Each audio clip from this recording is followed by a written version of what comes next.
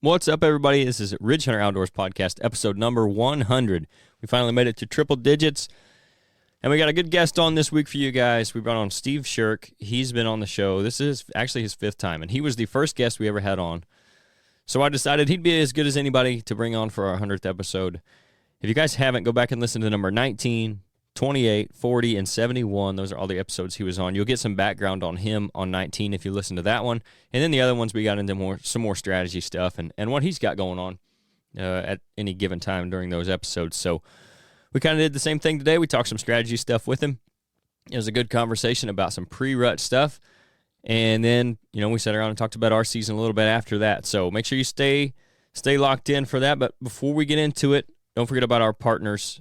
Can't say thanks enough to them as we get to our 100th episode for, being with us for so long. We've had great partners along the way, and a couple of them are Grandpa Ray Outdoors and Rodney Hawkins. Now, Grandpa Ray Outdoors specializes in providing the best nutrition for whitetail deer on your property, starting with the soil.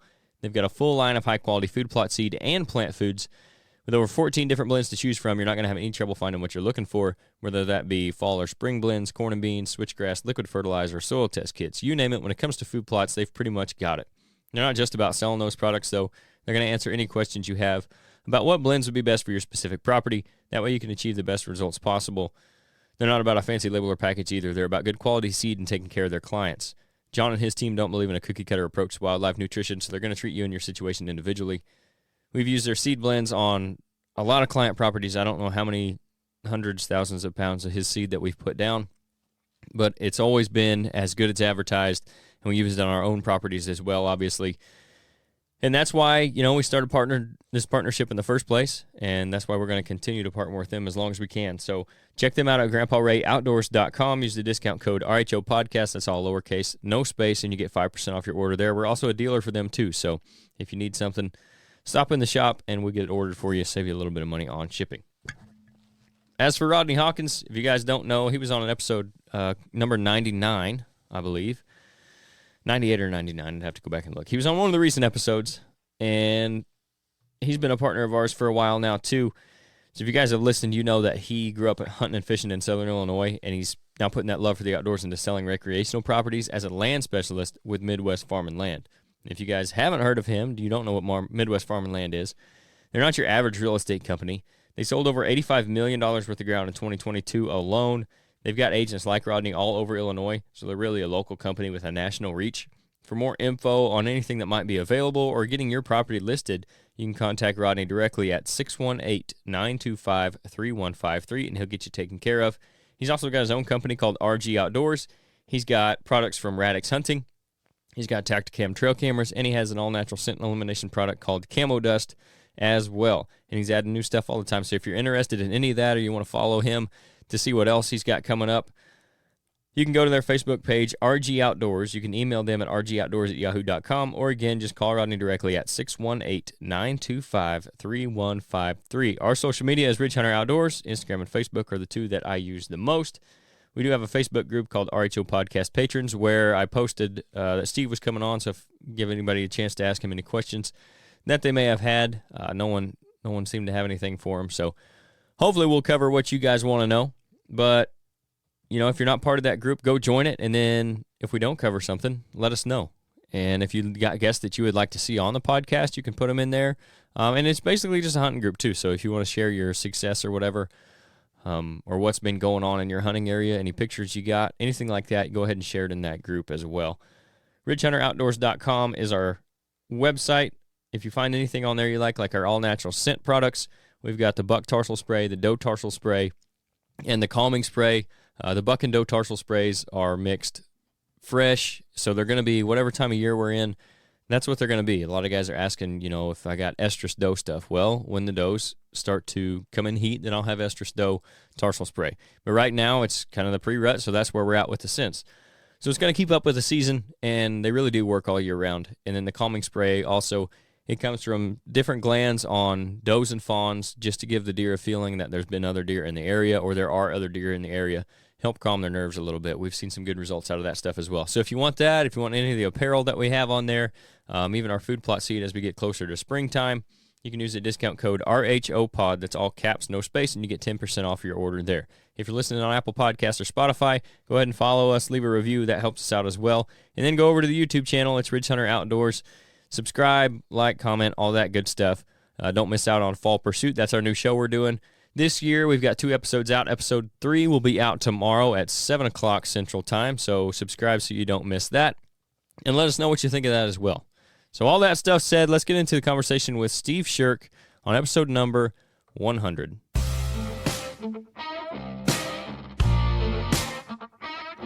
This is the Ridge Hunter Outdoors podcast.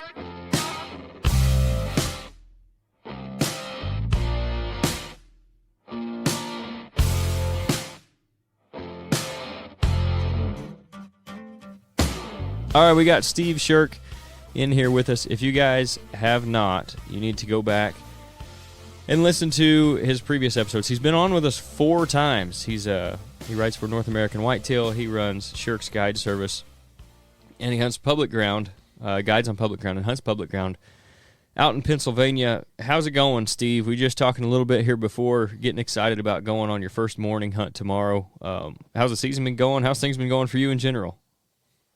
It's been going real well. I've been out a little bit more than normal this year so far.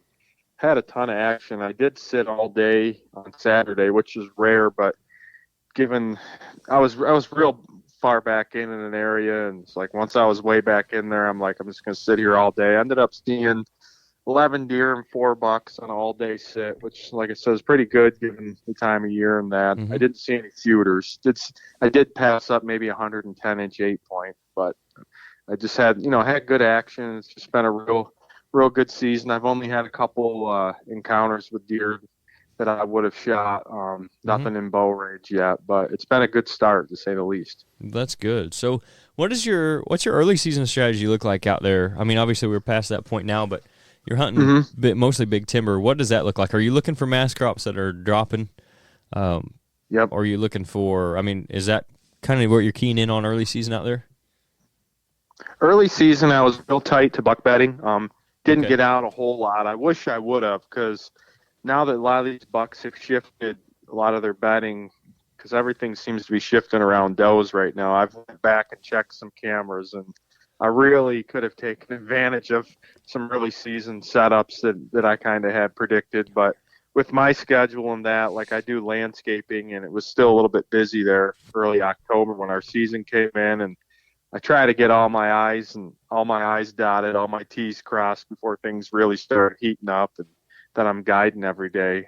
But say the least, I regret not getting out a little more than what I did, because I think I had some pretty good potential. But mostly everything's tight to bedding for us. It is nice when you have acorns. This year we actually do have a good acorn crop. Yeah. It seems like a lot of these bucks are bedding pretty close to the acorns, but still in cover. But if you can find those productive oaks near that bedding cover, it really seems like you can find that small little window, and you could have really done some damage early here in the season. Yeah.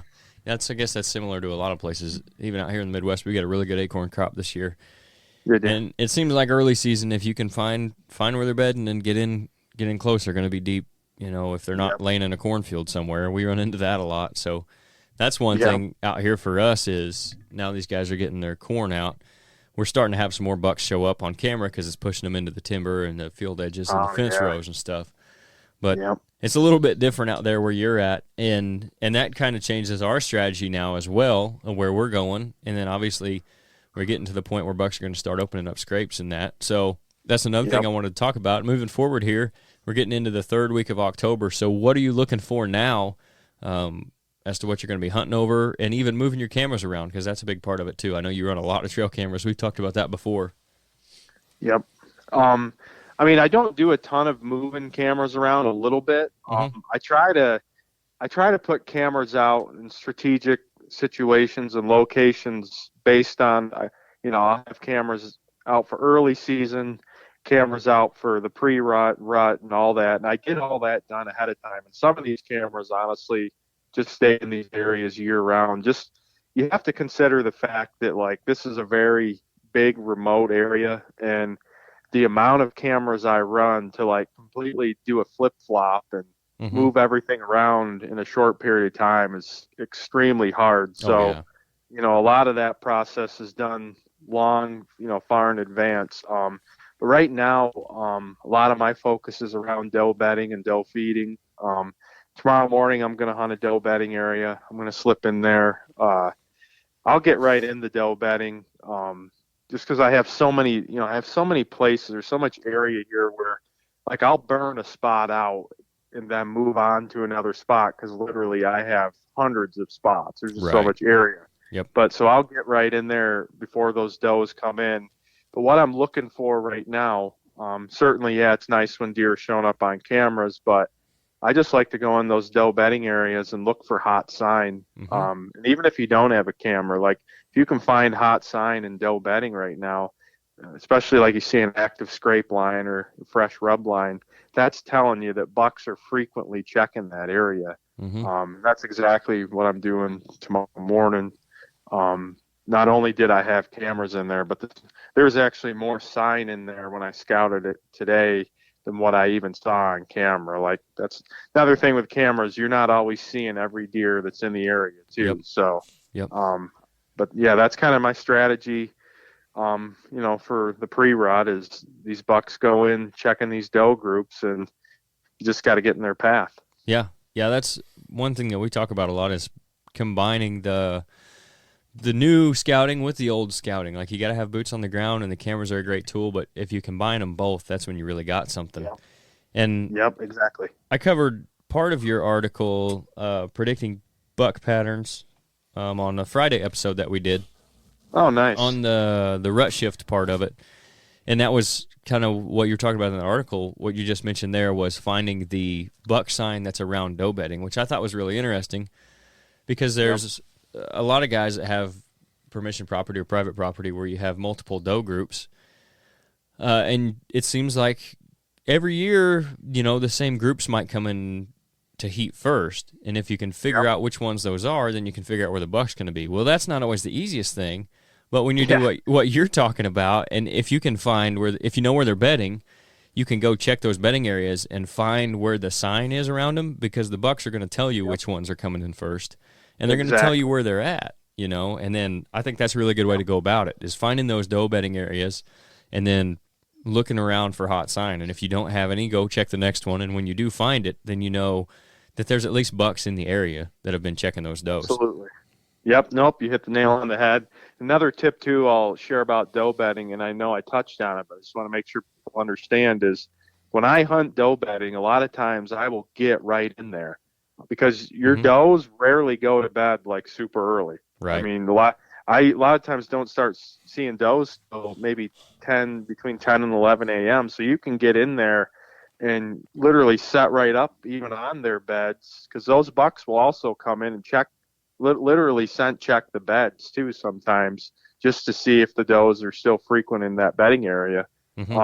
It's unlike hunting buck bedding where rarely you're going to set right up on top of a bed, but that's what I'll do with doe bedding. I'll get in there before them, and sometimes you'll get bucks coming in before the does even show up because the bucks are just a little antsy and unsure the doe's bedding, or are they in the feeding area, so they'll come in there sometimes first and then work their way out if the does aren't there. So you can definitely slip right in and hunt the middle of a doe bedding area if you have options. I mean, if you're limited to where you can hunt, and you got one doe bedding area on your property or wherever you have access to hunt, that's a little bit different.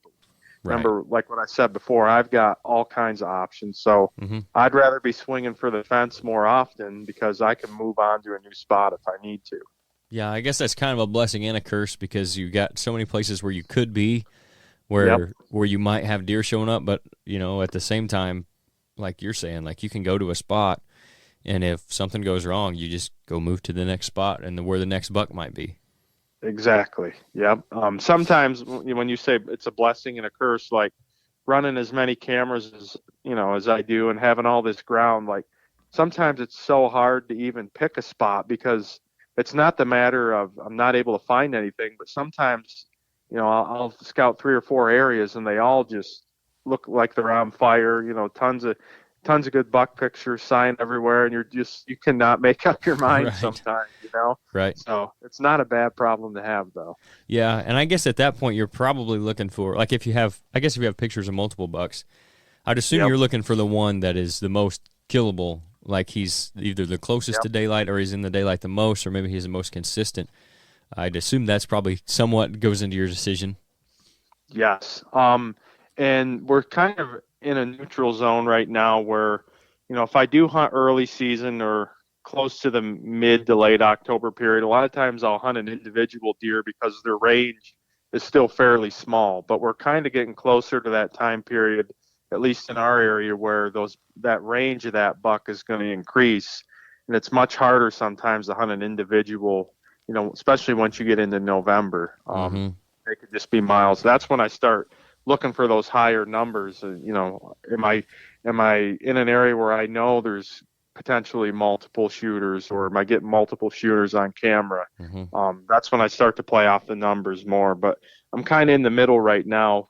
There was a deer on a camera I checked this morning. Not a giant, probably 125-inch 8-point, but Mm-hmm. for our area, it's still really nice. But Well, yeah. he's been there 3 out of the 4 past days in the daylight. So they're almost every day on the scrape line, and it's hard not to hunt a deer when he's showing up like that consistently. Right. So, yeah. Yeah, that's interesting you mentioned there too about like what changes when November comes, because and a lot of people say it and I kind of agree with what you're saying. Like if you're hunting a specific buck, and for a lot of us out here, that's what we're doing. Even Yep.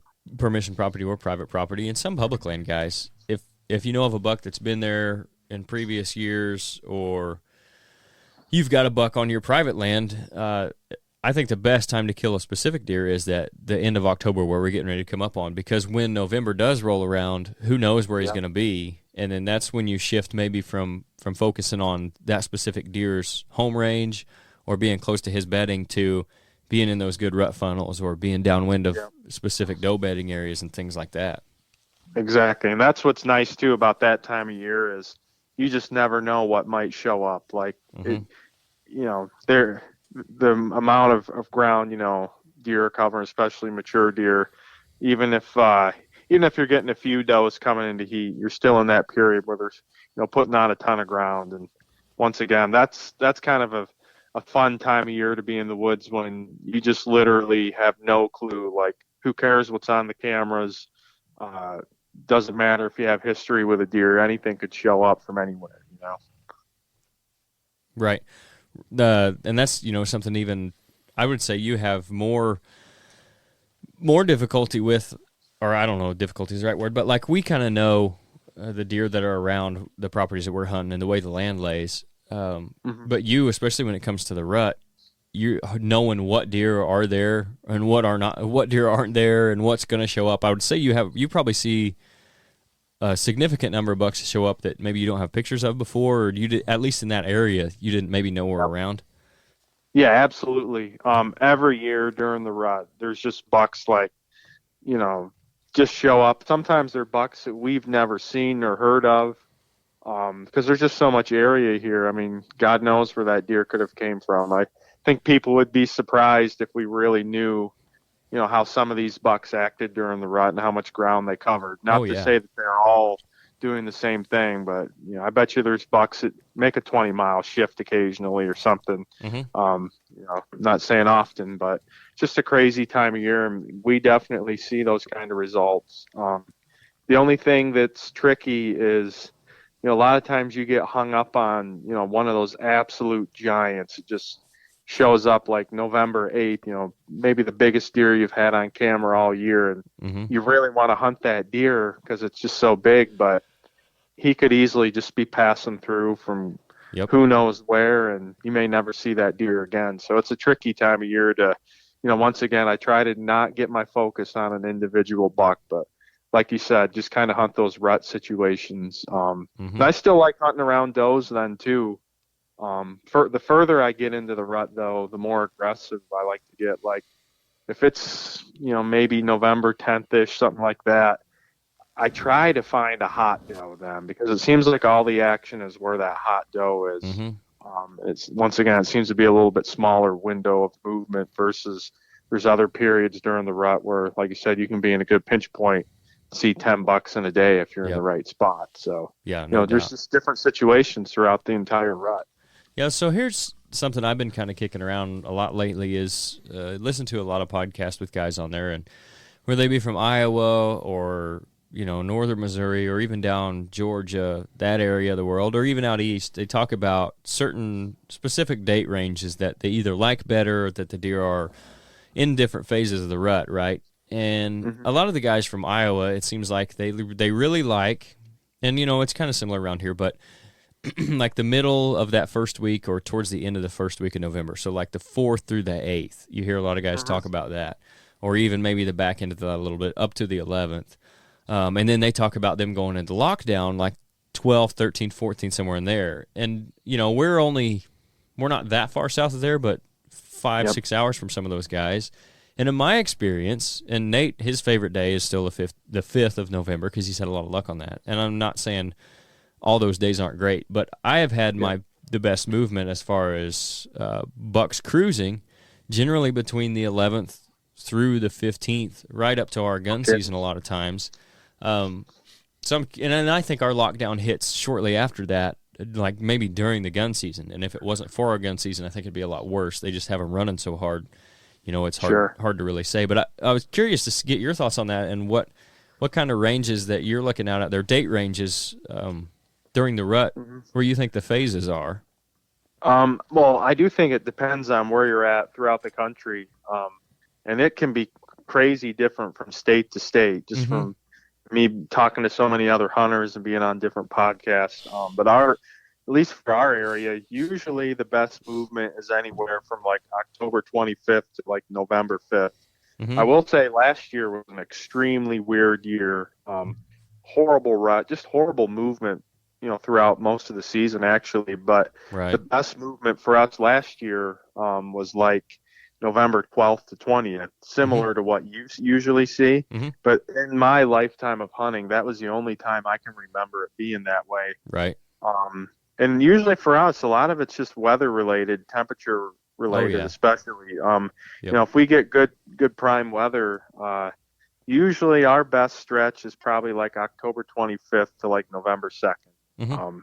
That's, out of all the years I've been hunting, that's really, but there's been, like I said, other years when it's been a little bit different. Like this week, cause you guys are seeing that warm air before we see it. We're going to go into one of my favorite weeks of the year, and it's going to be like in the 70s. So I don't think we're going to see incredible movement like we have in the past.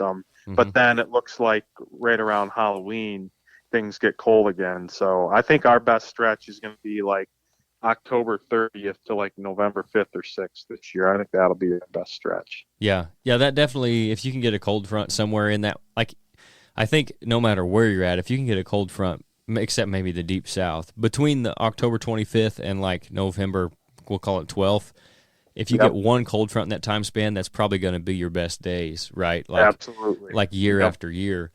But we do see, and again, I think if you're hunting one specific buck or a buck that or if you're on a buck, maybe that year, that range there, the last week of October, especially if you can get cold weather there, is probably one of the, if not the best week of the season. And we're going to, like you're talking about, we're going to be in like the 80s this week. But then I believe the beginning of next week, which would be like the 28th, 29th, somewhere in there, we're supposed to have a pretty good cold front come through. And it's supposed to be highs like low 50s and lows in the high 30s. So those few days right there, I think, are going to be really good for us, like you're talking about. Yep, I think, like I said, you'll see it a couple days sooner than us, but we're going to be pretty close to, I think, seeing the same activity this year. Unless, like I said, this front we had this weekend, I mean, at least for us, like I said, a lot of our sits, because, we're hunting low deer densities, big woods, like if you see a couple deer a sit, like sometimes that's just really good. But, so what I saw on Saturday, 11 deer and 4 bucks, like, that's a really good sit for us at any time of year. So I don't know, and the running activity was really good. Even I'm just seeing early rut here for some reason, but Yeah. I don't know if what's gonna happen, going into this warm spell. Is it just gonna slow right down, or are they just gonna say the heck with it and keep going? Right. I do think it's gonna have somewhat of an effect though, and maybe not shut it down completely, but I think it's gonna be like a roller coaster ride, going into around Halloween there. Yeah, I think that it could be kind of hit or miss. Like you may have one day where they just, like you said, they say heck with it, and they're running Yep. and checking things out, and they can't stand being in their bed any longer. And then there may be other days where it's warm and they just lay in bed all day. Absolutely. But yeah, I mean, that's definitely looking forward to that front that's coming through. We've had a couple good ones already in October, and we've seen some guys have some luck, but our group has not had a ton of luck, even with those cold fronts. I've been to my probably best property where I've got a really nice buck this year a handful of times now, and I've yet to see a deer on stand. So if that tells you anything about the struggle that's been, for me personally this year anyway. But I know there's places I could go, obviously, and see 20 deer probably because I can see a long ways, and we just have higher deer densities than what you're talking about. But at that specific property, it's been a little tough so far, even on those cold fronts. But I know we're just right on the edge of it really kicking off. Yeah. Nope, I've had seasons like that, early part of the season. It was just a struggle, and then the rut comes and it just blows up. What was a really good stretch of movement for us was October 7th to 9th this year. However, the 7th I had a wedding, which was a Saturday, so I couldn't hunt, and then we can't hunt Sundays, so I couldn't hunt the 8th, so I only got to hunt the 9th. And I saw that sit. I saw 3 different bucks, I think that sit too, and that was just an evening sit. Wow. But like the amount of big deer I had on camera, October 7th, 8th, and 9th this year was unbelievable too. Like, it's just amazing. I'm telling you, last year was the worst year I've ever seen for movement.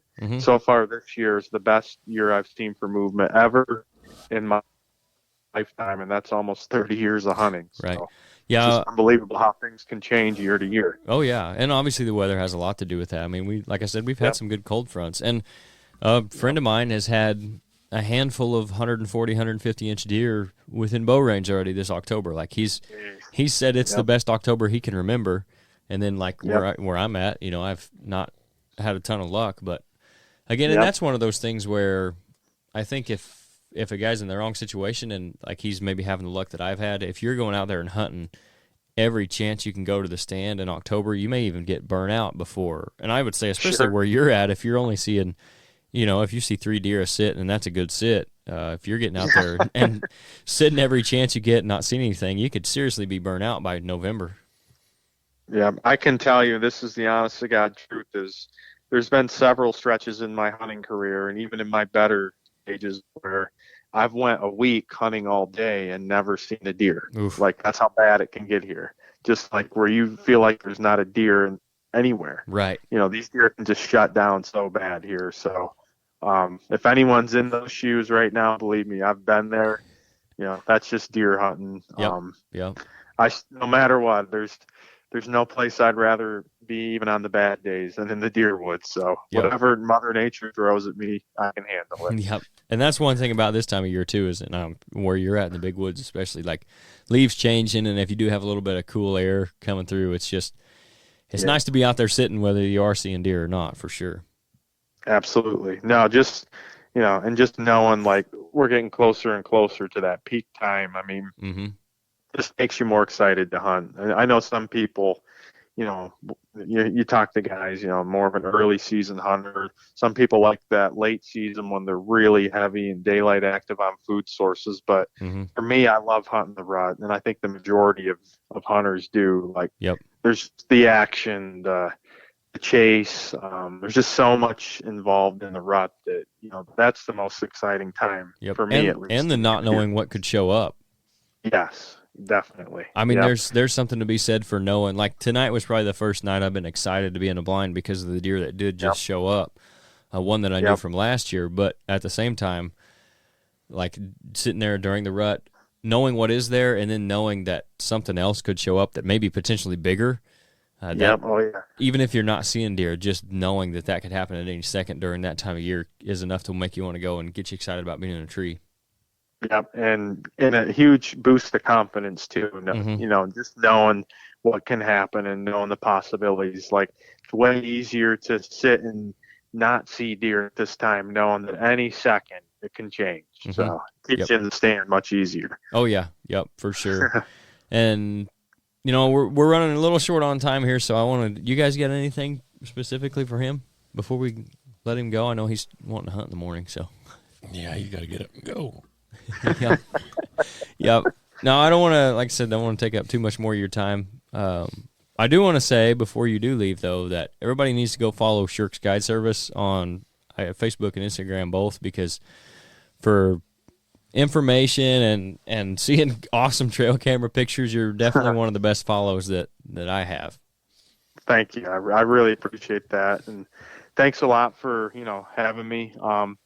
Definitely, I'm sure we'll get back in touch after the season. Oh yeah. If I don't hear from you guys, best of luck to you.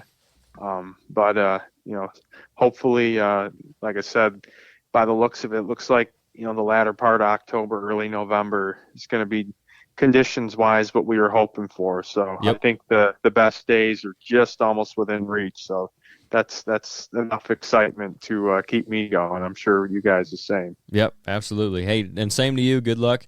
And if you do get something down, don't be afraid to send pictures. Absolutely, you guys do the same. Yeah, we like pictures, man. Yeah, we'll keep you in the loop. Good luck. Awesome. Good luck to your hunt, man. Same to you guys. Thanks a lot for having me. Yep. All right. See you, Steve. We'll see you. Bye-bye. All right, so that was Steve Sherk. We always enjoy talking to him.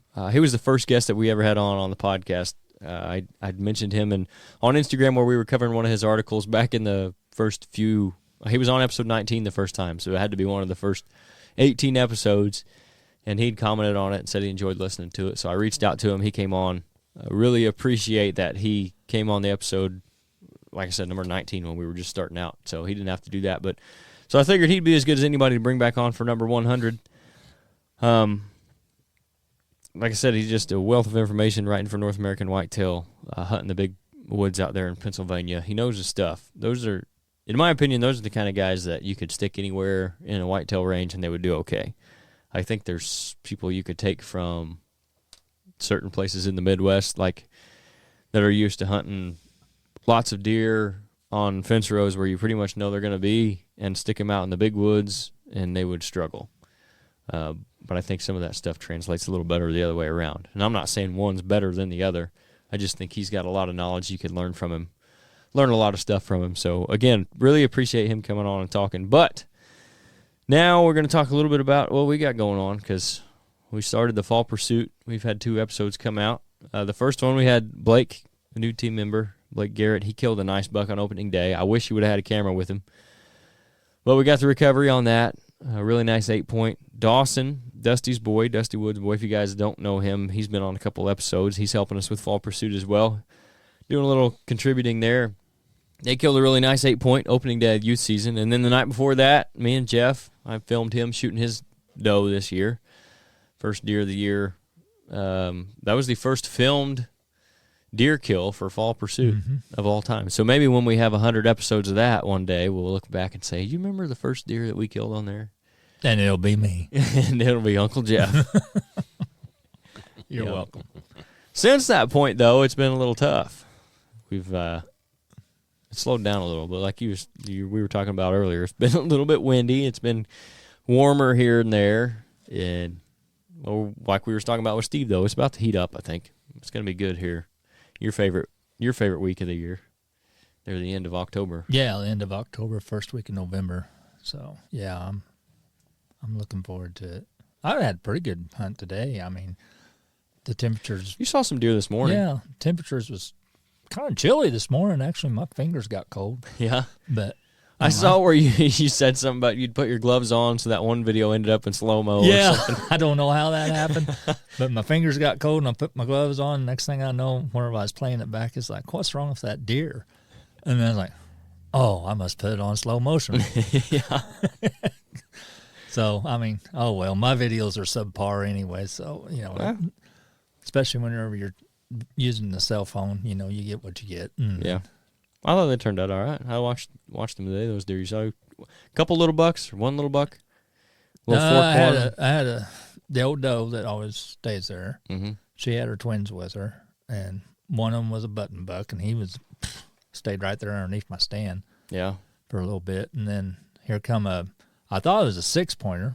Should have been a 6-pointer, but he didn't have no brows after I got to looking at him harder. He was pretty tall for a forkhorn. He was tall for a forkhorn. And then there was a smaller forkhorn on out there in the field. But yeah. I saw those this morning, and then I had another familiar doe at another location show up tonight. Did you? Yeah, her and her twins. And I don't know. I know it had to be her because it's the same goofy doe that would blow at me every time over there last year. So it had to be the same one. Right. But she didn't blow at me tonight. She started acting goofy, but Yeah, I see. I read you had a side-by-side or something around you. yeah, there's a side-by-side come barreling down through there all loud and carrying on. And people say they don't pay any attention to them side-by-sides. Well, they may not if they keep going, but when that thing stops, Oh, yeah. they go on high alert. Mm-hmm. And that thing stopped, and she did not like it. And that's where she started getting all goofy and everything. And Yeah. she looked up at me once and started stomping around, but it was funny because the sun was in her eyes. I had the sun at my back, and when she'd look at me, she was looking into the sun, but she'd throw that head up, and I'd be like, man, please don't make me shoot you. Not tonight. Right. Don't make me make an orphan out of these two fawns, because they were young, and she had them late. She must have got bred. She must have missed the first cycle and got bred the second, because Yeah. they was a lot smaller than the twins I seen this morning. Mm-hmm. And I really didn't want to shoot her, but if she started, You would have. if she'd started getting all goofier, she Yeah. was about to meet her creator. She just didn't know it. Uh-huh. I have to let the old center point eat again. That's right. Yep. But no, I had good hunts today. I enjoyed it, and Yeah. I'm going to go back there again in the morning to see what goes on. But it's like you said to Steve earlier, we still got a lot of standing corn around. Yeah. And They're so- just starting to get some of that out, ain't they? Yeah, but there where I was at, there was about 100 acres of it, and I really didn't expect to see much bucks.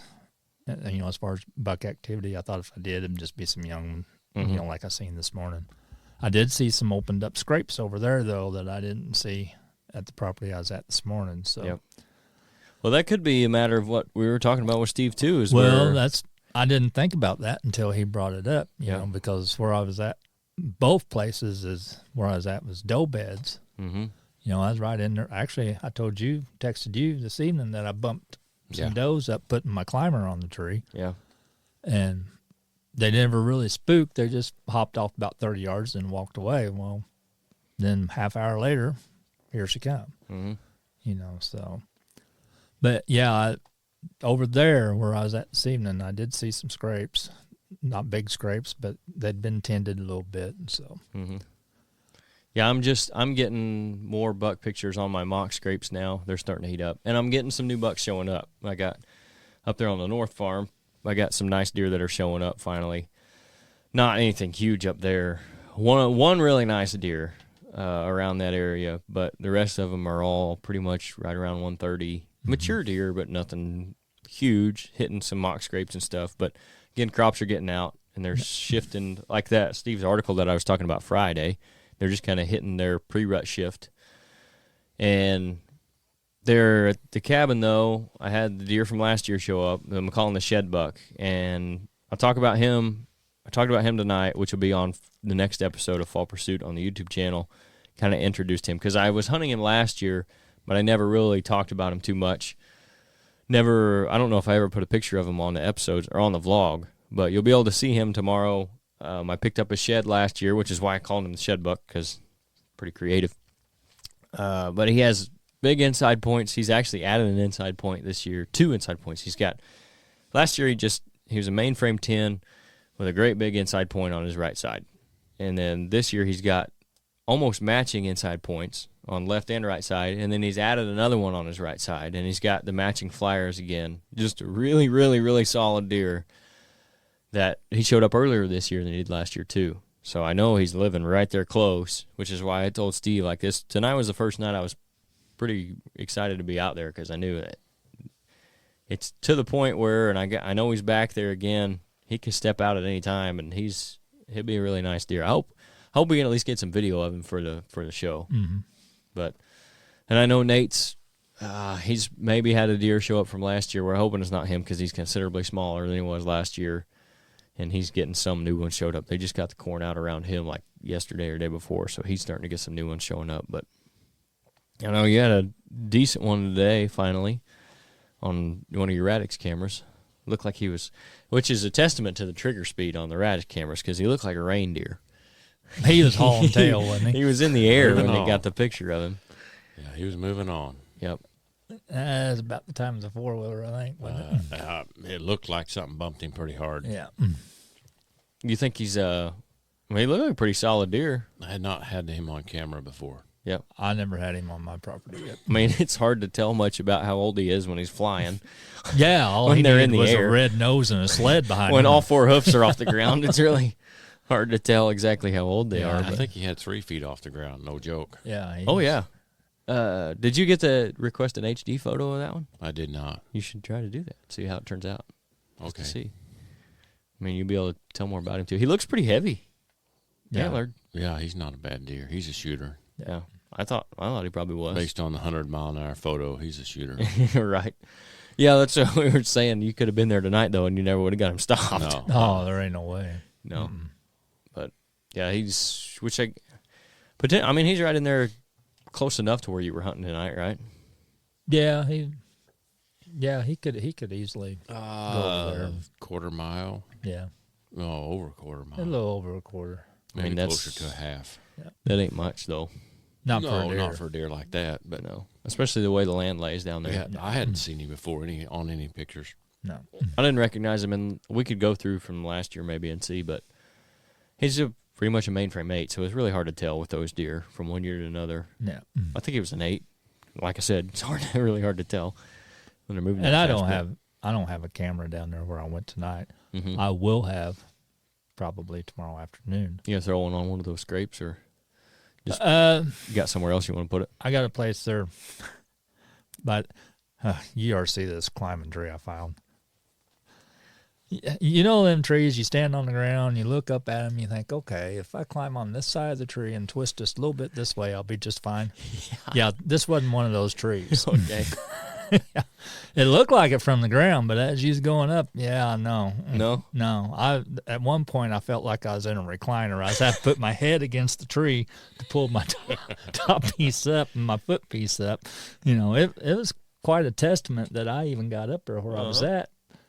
But then getting down was even more. Well, down's the interesting. easy part. It's just getting down slowly can be different. Oh, I had to go slowly down. Yeah. So. Yeah. Yeah, but once you get up there, it's pretty good sit. You can Was see, you can see good. Got good crossings and. Did you stay on the south side of the ditch? Where'd you cross the ditch? No, north. You stayed on the north side of the ditch. Yeah. That's a big old maple tree. I mean, got a good bite on it. It was just. We've been there before. Yeah, you know how them maples twist. Is that close to your other old stand? Yes. Down there where we sat on the ground Yes. in that area. Yeah. Yeah. That's a good little spot. Yeah, it's You good. know they run it. Yeah. Like I said, whenever you hunt that creek, and I'm assuming most other creeks are all about the same, you never know when they're going to be there. They might be there today and then Yeah. 3/4 of a mile away the Yep. next morning. Yep. You know, they just travel that creek back and forth so much. And so it's just a potluck being there at the right time, the right place, you know. Mm-hmm. And so, but still, whenever I hunt that, I only hunt it with certain winds. And tonight was one of those winds. Yep. And And we haven't had any east winds until today, I don't think. no, Maybe one or two early in the season. But maybe, I don't know. most of them have been west, southwest, and then the northwest. We've had a lot of northwest with all these cold fronts we've had. Yeah, Gale forced that one yesterday. Yeah. You might have been able to hit that buck if he'd went through at that speed last night, because we was swaying about 3 feet I one don't way or think the I other. could have stood up. Could have led the arrow for you. Not that early. It calmed down later, though. Yeah, it did. But It was nice tonight. yeah, it was a nice night tonight. I enjoyed it. It was quiet. I mean, I would rather have a little bit of wind, but if tonight versus like yesterday, give me tonight every day of the week. Well, And it was cool. Yeah. I mean, it was nice. Low I 60s. had a nice, steady breeze where I was at. Yeah. And it wasn't swirling, and it wasn't blowing me out of the tree. It was like a 3-mile-an-hour breeze, but it stayed steady and constant out of the southeast. Mm-hmm. But I'm not hunting a big, wide, thick, brushy area either. You know, Right. I'm pretty much on a pinch point. Yep. Yeah, that's the thing about there at the cabin is if it's not a very strong wind, number one, it'll swirl a little bit, and number two, it'll be like nothing because there's so much there to knock it down. Mm-hmm. And the one tree there by the cabin, you're high enough up that you'll notice it, but like that blind or anywhere on the ground where the deer's level, there's just nothing down there because it's so thick. Yeah. Just knocks any kind of wind down that's that speed. But yeah, we went tonight and we saw a deer cross in the driveway when we walked up, let her run off, got in the blind, and it was probably an hour later. We'd done the interview. We were sitting there kind of talking, and I mean, she couldn't have been 20 yards from the back of the blind without the windows open. It's just blowing. Mm-hmm. So I'm sure it was her. She saw us come in. She came back curious, probably crossed where we were, and she ended up right downwind because she was on the east side where they generally don't come from, and probably crossed our scent where we were walking in from our pants hitting the Milo or whatever. And she blew a couple times and jumped off to the north and blew a couple more times and then left. And then I don't know, as an hour later after that or 30 minutes, here she came back. I said, she'll be back. And she was just north of us where we couldn't see her again. She started blowing, and then she left again, and she ended up hundreds of yards away blowing, I don't know, who knows what. I think she was just one of those deer. Where was your can of... I didn't have it tonight. That's what I told Nate. See? Said we should have had our camo dust, and we'd have been fine. Yep. Although it would have been tough to get that to cover that whole blind. Well, you're probably right. Well, we could have tried it. We didn't even have it. I was about to go tonight. somewhere with that, but I stopped. Yeah. Yeah. So, Anyway. yeah, if you'd had that, you'd been safe. Yep. So we were talking earlier about this being the 100th episode and where we started out next door in the break room with our tripod stands and the boxes they were sitting on. And then even when we moved over here, we had the little red table with the metal chairs that were... Was it these tripod stands? I thought we No. had something different. No, we had like the tripod, the the legs. Yeah, yeah. we didn't have these arms That's what yet. I thought.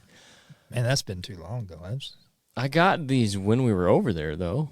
Yeah. I believe. But then shortly after, Hunter built this room, and when we moved in here with that metal table, which was for sound, Metallic. you couldn't touch the thing without it sound like a dungeon.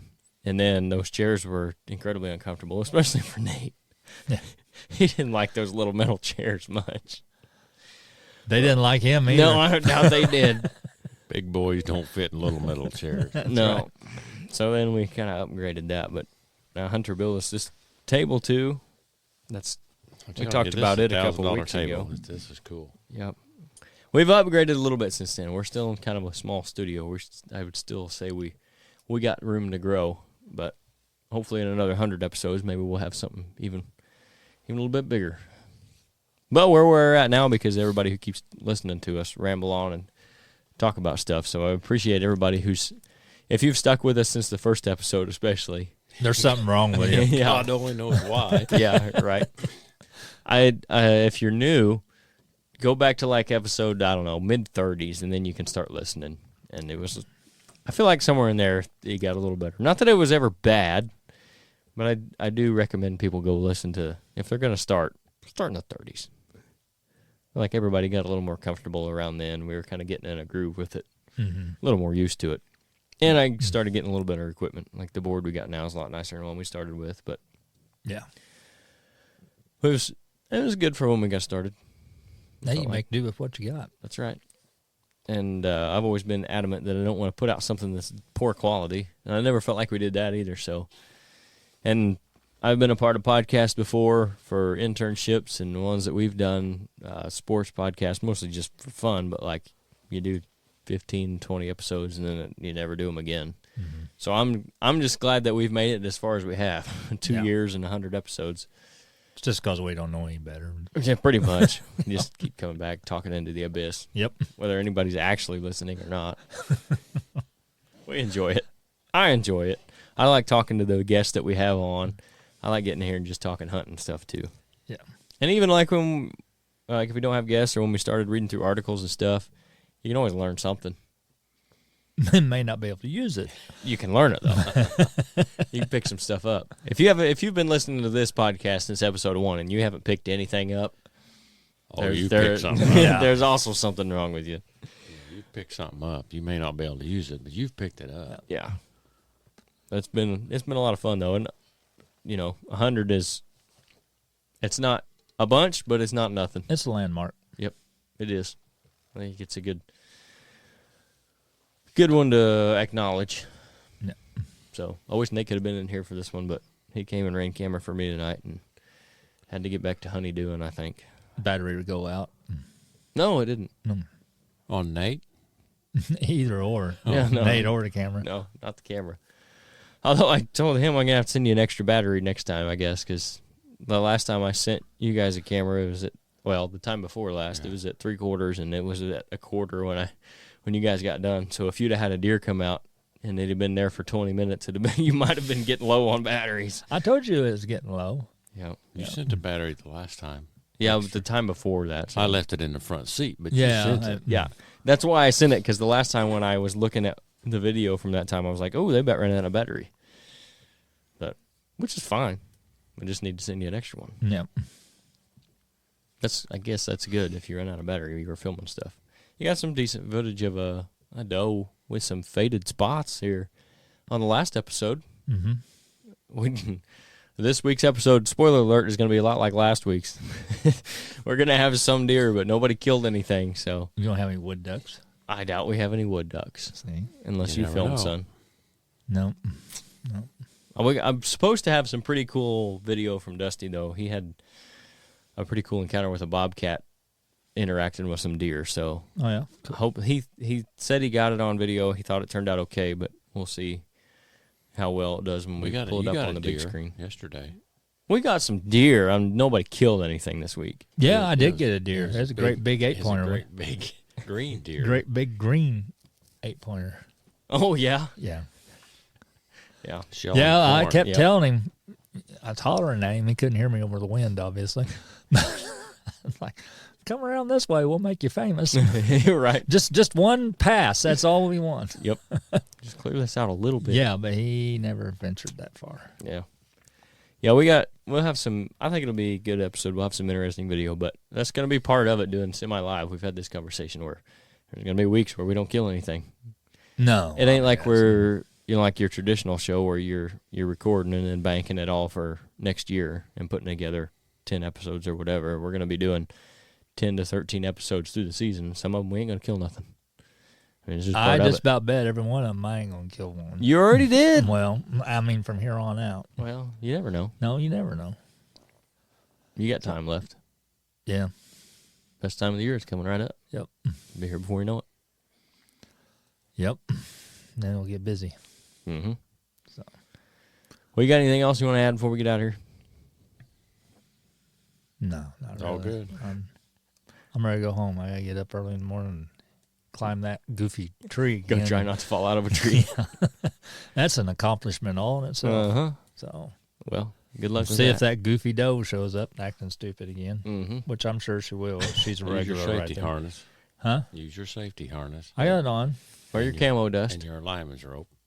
Or whatever you Well, I put that on about halfway up because that's only as high up as it narrows down to where I can get the rope on the tree. Yep. Yeah. And don't when I forget reach your- that point, well, then I rope it on. But Don't forget your camo dust. nope, I won't forget the camo dust. So we've used it.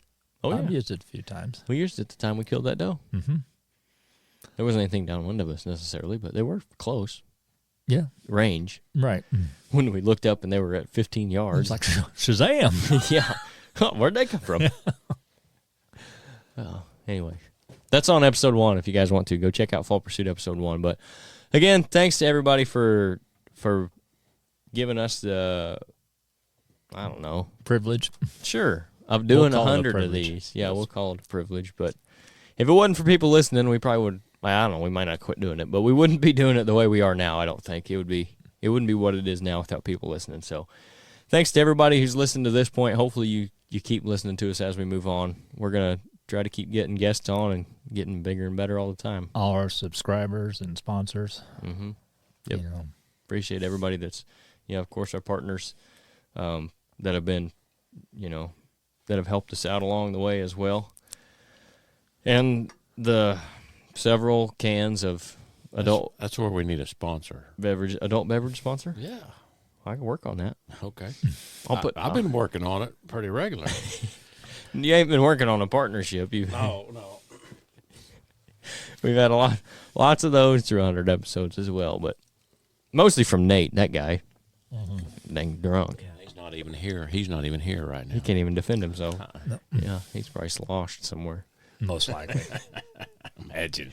If you know Nate, you know that couldn't be further from the truth. But anyway, thanks everybody for listening to all these hours of episodes, and hopefully you guys still enjoy it and keep listening to us. And again, we'll just keep trying to grow and bring you more content and better stuff. So we'll catch you guys Friday for Full Draw Friday, and then next Monday with another regular episode.